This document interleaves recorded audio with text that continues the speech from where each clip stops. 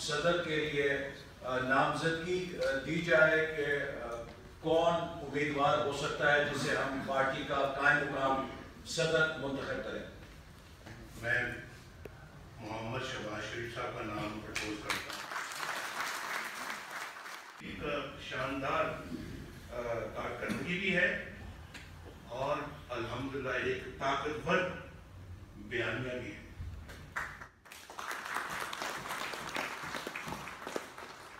قوم آپ کی منتظر ہے اور آپ یہی بیانیہ آپ نے قوم کے پاس لے کر جانا ہے۔